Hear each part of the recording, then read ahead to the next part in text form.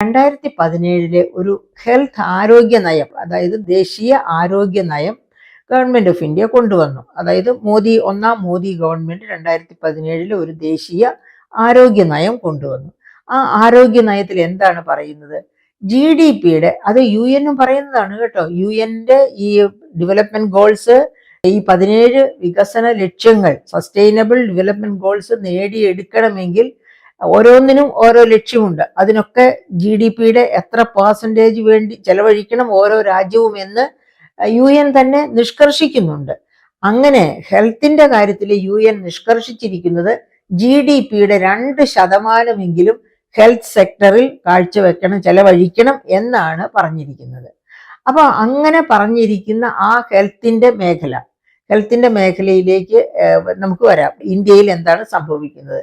2017 ആരോഗ്യ നയം ഈ ഡെവലപ്മെന്റ് SDG, അതായത് സസ്റ്റൈനബിൾ ഡെവലപ്മെന്റ് ലക്ഷ്യവുമായിട്ട് ബന്ധപ്പെടുത്തിയാണ് ഈ ദേശീയ ഹെൽത്ത് പോളിസി കൊണ്ടുവന്നത്. അപ്പൊ അതിനകത്ത് പറയുന്നത് കേന്ദ്ര ഗവൺമെന്റ് GDP-യുടെ 2% ആരോഗ്യ മേഖലയിൽ ചെലവഴിക്കണം. അതുപോലെ തന്നെ സംസ്ഥാനങ്ങൾ അവരുടെ GSDP-യുടെ, അതായത് ആഭ്യന്തര മൊത്ത വരുമാനത്തിന്റെ 8% ആരോഗ്യ മേഖലയിൽ ചെലവഴിക്കണം എന്നാണ് ആവശ്യപ്പെട്ടിരിക്കുന്നത്. അപ്പൊ നമുക്ക് നോക്കാം, കേന്ദ്ര ഗവൺമെന്റ് ഈ 2% 2017 ശേഷം 2017 നിയമം കൊണ്ടുവന്നത് എങ്കിലും 2022 ആവുമ്പോഴത്തേക്കും കേന്ദ്രം GDP-യുടെ 2% എന്നാണ് അതിൽ കൃത്യമായി പറഞ്ഞിരിക്കുന്നത്. അതായത് 2022 ആകുമ്പോഴേക്ക് 22 ബജറ്റ് മുതൽ GDP-യുടെ 2% കേന്ദ്രം ഹെൽത്തിന് വേണ്ടി മാറ്റിവെക്കണം. അതുപോലെ തന്നെ സംസ്ഥാനങ്ങൾ 2020 ആകുമ്പോഴത്തേക്കും അവരുടെ GSDP-യുടെ 8% ആരോഗ്യ മേഖലയ്ക്ക് വേണ്ടി മാറ്റിവെക്കണം എന്നാണ് ആ 2017 നിയമം പറയുന്നത്.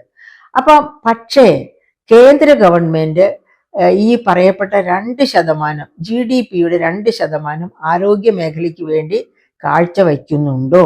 2022 ബജറ്റിൽ അത് ഏകദേശം 2% എത്തിച്ചിരുന്നു. അതിനെ 2% എത്തിക്കണമെങ്കിലുണ്ടെങ്കിൽ ആ ഒരെണ്ണത്തിന് വേണ്ടി മാത്രമല്ല, ഞാനിവിടെ 17 ലക്ഷ്യങ്ങൾ വായിച്ചല്ലോ.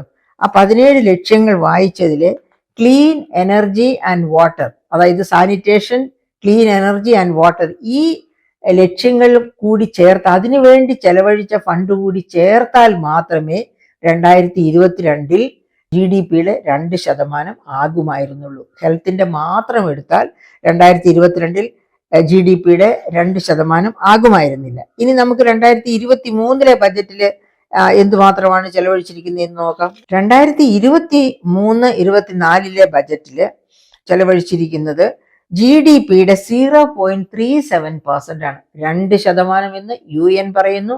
അത് പോകട്ടെ, അത് നമുക്ക് തട്ടിമാറ്റാം. പക്ഷേ കേന്ദ്ര ഗവൺമെന്റിന്റെ, BJP ഗവൺമെന്റിന്റെ തന്നെ ഹെൽത്ത് നയം പറയുന്നത് GDP-യുടെ 2% ആരോഗ്യ മേഖലയിൽ ചെലവഴിക്കണം എന്നാണ്. പക്ഷെ ഇവിടെ എത്രയാണ് ചെലവഴിച്ചിരിക്കുന്നത്? 2023-24 0.37% ആണ് ആരോഗ്യ മേഖലയ്ക്ക് വേണ്ടി ചെലവഴിച്ചിരിക്കുന്നത്. ഇനി അതിന്റെ കൂടെ ക്ലീൻ എനർജി, ശുദ്ധജലം എന്നൊക്കെ ഉള്ളതും കൂടി ചേർക്കുകയാണെങ്കിൽ, അതായത് പല ഗോൾസ് ഒന്നിച്ച് ചേർക്കുകയാണെങ്കിൽ ഒരു 1.5%, 2% അടുത്ത് എങ്കിലും 2% ആവുകയില്ല.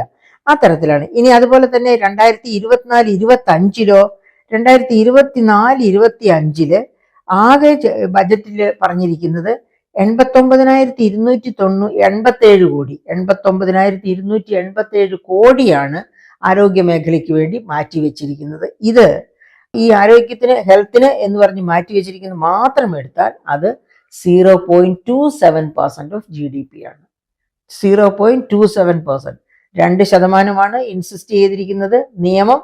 പക്ഷേ ഇവിടെ മാറ്റിവെച്ചിരിക്കുന്നത് 0.27% മാത്രമാണ്. അതുപോലും ചിലപ്പോൾ വർഷാവസാനമാകുമ്പോഴേക്കും മറ്റെന്തെങ്കിലും മേഖലകളിലേക്ക് മാറ്റുകയില്ല, ചെലവഴിക്കുകയില്ല എന്ന് നമുക്ക് ഉറപ്പിക്കാൻ പറ്റുകയില്ല. അപ്പോൾ ഇന്ത്യയിലെ ആരോഗ്യ മേഖല, ഇന്ത്യയിലെ ആരോഗ്യ മേഖല ഇനി കേരളത്തിലേക്ക് വന്നാലോ? 2024-25 ബജറ്റില് കേരളത്തിൽ എന്താണ് മാറ്റിവെച്ചിരിക്കുന്നത്? 0.77% ആണ് ഹെൽത്തിന് മാത്രമായിട്ട് മാറ്റിവെച്ചിരിക്കുന്നത്. 0.77%. എത്ര ശതമാനമാണ്? 2017 ഹെൽത്ത് പോളിസി പറയുന്നത് 8%. GSDP-യുടെ 8% ആവശ്യപ്പെടുന്നത്, മാൻഡേറ്റ് ചെയ്യുന്നത്. പക്ഷേ ആ സമയത്താണ് 0.77% മാറ്റിവെച്ചിരിക്കുന്നത്. അപ്പം നമ്മളൊന്ന് ഓർക്കണം, കേരളം എപ്പോഴും ആരോഗ്യരംഗത്ത് ഇന്ത്യയിലെ ഏറ്റവും പ്രധാനപ്പെട്ട, ഏറ്റവും ഒന്നാം സ്ഥാനത്ത് നിൽക്കുന്ന സംസ്ഥാനം. ആരോഗ്യം, വിദ്യാഭ്യാസം, ഈ മേഖലകളിലൊക്കെ ഹ്യൂമൻ ഡെവലപ്മെന്റ് ഇൻഡെക്സിൽ ഒന്നാം സ്ഥാനത്താണ് കേരളം എന്ന് പറയുമ്പോൾ അതിനകത്ത് വരുന്നതാണ് ആരോഗ്യം, അതുപോലെ വിദ്യാഭ്യാസം, infant mortality rate, maternal mortality rate, longevity അഥവാ ആയുർദൈർഘ്യം, പെർ ക്യാപിറ്റ ഇൻകം. ഇതൊക്കെയാണ് അതിൻ്റെ പ്രധാനപ്പെട്ട മാനദണ്ഡങ്ങൾ. അപ്പൊ ഈ മാനദണ്ഡങ്ങളിലൊക്കെ ഒന്നാം സ്ഥാനത്ത് നിൽക്കുന്ന കേരളത്തിലാണ് 8% GSDP ചെലവഴിക്കണം എന്ന് പറയുന്നിടത്ത് 0.77% മാത്രം ചെലവഴിച്ചിരിക്കുന്നത്. അപ്പൊ ഈ പറഞ്ഞതുപോലെ ശുദ്ധജലം, മറ്റു പല കാര്യങ്ങളുടെയും കൂടെ ഒക്കെ കൂട്ടിച്ചേർത്താൽ ഒരു പക്ഷേ ഒരു 2-3% എങ്കിലും 8% അടുത്ത് പോലും എത്തുകയില്ല. അപ്പൊ എന്താണ് ഈ കേരളം ഇപ്പോൾ അനുഭവിച്ചുകൊണ്ടിരിക്കുന്ന അവസ്ഥ? നമുക്കറിയാം, ക്ലീൻ വാട്ടർ, ക്ലീൻ എനർജി ഇതൊക്കെ ചേർക്കുകയാണെങ്കിൽ നമ്മുടെ കേരളം എവിടെ ഇരിക്കുന്നു നമുക്ക് ആലോചിക്കാവുന്നതേ ഉള്ളൂ. കാരണം പകർച്ചവ്യാധികളുടെ പറുദീസയായി മാറിക്കൊണ്ടിരിക്കുകയാണ് കേരളം. കാരണം എന്താണ്? ജൈവ അജൈവ മാലിന്യം അതൊന്നും വേണ്ട രീതിയിൽ മാറ്റുന്നില്ല. അത് കേരളത്തിലെ മാത്രം കേസല്ല, ഇന്ത്യയിൽ ഒട്ടാകെ അത്തരം കേസസ് ആണ് ഉള്ളത്. അതുപോലെ നിരവധി കാരണങ്ങൾ കൊണ്ട് നമുക്ക് വളരെ ആശങ്ക ഉണ്ടാകാവുന്നതാണ്. അതുപോലെ പ്രൈമറി ഹെൽത്ത് സെന്ററുകൾ, ഇവിടെ ഗവൺമെന്റ് 0.77% ആരോഗ്യത്തിന് വേണ്ടി കേരളത്തിൽ മാറ്റിവെക്കുന്നുള്ളൂ എന്ന് പറഞ്ഞാൽ നമ്മുടെ പ്രൈമറി ഹെൽത്ത് സെന്ററുകളൊക്കെ വലിയ അപകട സൂചികയാണ് നമുക്ക് തരുന്നത്. ഏത് ഹെൽത്ത് സെന്ററിൽ പോയി നോക്കിയാലും അത് മനസ്സിലാക്കാവുന്നതേ ഉള്ളൂ. ഞാൻ തന്നെ അതായത് ഈ മണ്ണന്തലയുള്ള ഹെൽത്ത് സെന്ററിൽ പോയ അനുഭവം എനിക്കുണ്ട്. ഞാൻ അന്ന് അതിൻ്റെ ഒരു കോപ്പി, ഒരു ഫോട്ടോ എടുത്ത് അത് കൈരളി ന്യൂസിൽ തന്നെ കാണിച്ചിരുന്നു. അത് കോവിഡ് കാലത്താണ് ഇത്ര ശോച്യമായ ഒരു ഹെൽത്ത് സെന്ററിന്റെ അവസ്ഥ. അത് ഇവിടുത്തെ കേരളത്തിലെ കാര്യം. അത് പക്ഷേ കൈരളി ന്യൂസ് ഞാൻ ബഹുമാനപ്പെട്ട ആരോഗ്യമന്ത്രിക്ക് കാണിക്കണം എന്നും പറഞ്ഞാണ് കൊടുത്തത്. അവർ കൊടുത്തോ കാണിച്ചോ എന്ന് അറിഞ്ഞുകൂടാ, അത് പോകട്ടെ. ആ സമയത്ത് കോവിഡ് കാലത്ത് നമ്മൾ ഓൾ ഇന്ത്യ തലത്തിലെ അവസ്ഥയൊന്ന് നോക്കണം. അതായത് കേരളത്തിന്റെ അവസ്ഥ ഇതാണെങ്കിൽ ഓൾ ഇന്ത്യ തലത്തിൽ എന്തായിരിക്കുമെന്ന് ഓർക്കണം. അതുകൊണ്ടാണ് പ്രൈമറി ഹെൽത്ത് സെന്ററുകൾ പോലും ലഭ്യമല്ലാത്തത് കൊണ്ട്, ഓക്സിജൻ ലഭ്യമല്ലാത്തത് കൊണ്ട് കോവിഡ് ബാധിച്ചവര്, മരിച്ച ബന്ധുക്കൾ പുഴയിലേക്ക് എറിഞ്ഞു കളയുന്ന, ഡെഡ് ബോഡീസ് പുഴയിൽ എറിഞ്ഞു കളയുന്ന, ഗംഗാനദി, വിശുദ്ധ ഗംഗാനദിയിലൊക്കെ ഒഴുകി നടന്ന അവശിഷ്ടങ്ങൾ, ശരീരം നമുക്ക് കണ്ടിട്ടുണ്ട്. ഡെഡ് ബോഡീസ് ഒഴുകി നടക്കുന്നത് നമ്മൾ ഇഷ്ടംപോലെ കണ്ടതാണ് കോവിഡ് സമയത്ത്. എന്നിട്ട് ഇന്ത്യയിൽ 5 ലക്ഷത്തിൽ താഴെ പേരെ മരിച്ചു എന്ന് പ്രധാനമന്ത്രി പറഞ്ഞു. പക്ഷേ വേൾഡ് ഹെൽത്ത് ഓർഗനൈസേഷൻ പറഞ്ഞു 39 ലക്ഷത്തിനും 49 ലക്ഷത്തിനും ഇടയിൽ ആൾക്കാർ ഇന്ത്യയിൽ കോവിഡ് മുഖാന്തരം മരിച്ചു എന്ന്. അപ്പൊ അങ്ങനെയൊക്കെ പറയേണ്ടി വന്നത് ഇവിടുത്തെ ഹെൽത്ത് സെക്ടർ എത്ര മോശമായ രീതിയിലാണ് പ്രവർത്തിക്കുന്നത് എന്ന് തിരിച്ചറിയാനുള്ള ഒരു സാധ്യതയാണ് നമുക്ക് തരുന്നത്. എന്നിട്ടാണ് ഈ UN സ്റ്റഡി പറയുന്നത് എല്ലാ ലോ ഇൻകം കൺട്രീസും ലോവർ മിഡിൽ ഇൻകം കൺട്രീസും, ഇന്ത്യ ഒരു ലോവർ മിഡിൽ ഇൻകം കൺട്രിയുടെ കൂട്ടത്തിലാണ് വരുന്നത്. അപ്പൊ ആ ലോവർ മിഡിൽ ഇൻകം കൺട്രി ആയ എല്ലാവരും തന്നെ എന്താ ചെയ്യുന്നത്? അവരുടെ ഹെൽത്ത് എക്സ്പെൻഡിച്ചർ കോവിഡിന് ശേഷം കണ്ടമാനം വെട്ടിക്കുറച്ചു. അങ്ങനെ വെട്ടിക്കുറച്ച്, നിയമം കൊണ്ടുവന്നിട്ട് പോലും വെട്ടിക്കുറച്ചു എന്നുള്ളതിൻ്റെ തെളിവാണ് നമ്മളിവിടെ കാണുന്നത്. അതായത് 0.27% ഓഫ് GDP ആണ് ഹെൽത്തിന് മാത്രമായിട്ട് മാറ്റി വെച്ചിരിക്കുന്നത് എന്ന് വെച്ചാൽ നോർത്ത് ഇന്ത്യയിലേക്കൊക്കെ ചെന്ന പ്രൈമറി ഹെൽത്ത് സെന്റേഴ്സ് പോലും ഇല്ല. ഇവിടെ കേരളത്തിലോ? കേരളം എന്തുകൊണ്ടാണ് ഹ്യൂമൻ ഡെവലപ്മെന്റ് ഇൻഡെക്സിൽ 1ാം സ്ഥാനത്ത് ഇപ്പോഴും നിൽക്കുന്നത്? വലിയ തോതിലുള്ള സ്വകാര്യ മേഖലയിലെ നിക്ഷേപം. മൾട്ടി സ്പെഷ്യാലിറ്റി ഹോസ്പിറ്റൽസ് എവിടെ തിരിഞ്ഞു നോക്കിയാലും നമുക്ക് കാണാം. പക്ഷെ നമ്മൾ അപ്പോഴും ഓർക്കണം, സാധാരണക്കാരനെ സഹായിക്കാൻ ഈ മൾട്ടി സ്പെഷ്യാലിറ്റി ഹോസ്പിറ്റൽസ് വരില്ല. എനിക്കോ നിങ്ങൾക്കോ, അതായത് സാധാരണക്കാർക്ക് ആർക്കും തന്നെ മൾട്ടി സ്പെഷ്യാലിറ്റി ഹോസ്പിറ്റൽസിൽ വിസിറ്റ് ചെയ്ത് കാണാമെന്നല്ലാണ്ട് ട്രീറ്റ്മെന്റ് പോകാൻ പറ്റില്ല. വലിയ പ്രതാപികൾക്ക്, പണക്കാർക്ക് മാത്രമുള്ളതാണ് മൾട്ടി സ്പെഷ്യാലിറ്റി ഹോസ്പിറ്റൽസ്. അപ്പോൾ സർക്കാർ ചെലവഴിക്കുക, GSDPയുടെ 8% സംസ്ഥാന സർക്കാർ ആരോഗ്യ മേഖലയിൽ ചെലവഴിക്കണം എന്ന് പറയുന്നത് എന്നെയും നിങ്ങളെയും പോലെയുള്ളവർക്ക്, നമ്മളെക്കാളും പാവപ്പെട്ടവർ, പെൻഷനെങ്കിലും ഉണ്ട് നമുക്കൊക്കെ, അതുപോലും ഇല്ലാത്ത പാവപ്പെട്ടവർക്ക് വേണ്ടി, അതായത് ഈ സോഷ്യൽ സെക്യൂരിറ്റി പെൻഷനായി 1600 രൂപ കൊണ്ട് ഏത് മൾട്ടി സ്പെഷ്യാലിറ്റി ഹോസ്പിറ്റലിലാണ് ഒരാൾക്ക് പോകാൻ പറ്റുക? അങ്ങനെയുള്ള ഒരു സാഹചര്യത്തിൽ അത് 62 ലക്ഷം പേർക്ക് സാമൂഹ്യ സുരക്ഷാ പെൻഷൻ കൊടുത്തു എന്ന് നമ്മുടെ സംസ്ഥാന സർക്കാർ തന്നെയാണ് ഈ കഴിഞ്ഞ ദിവസം സ്റ്റേറ്റ്മെന്റ് പുറപ്പെടുവിച്ചിരിക്കുന്നത്.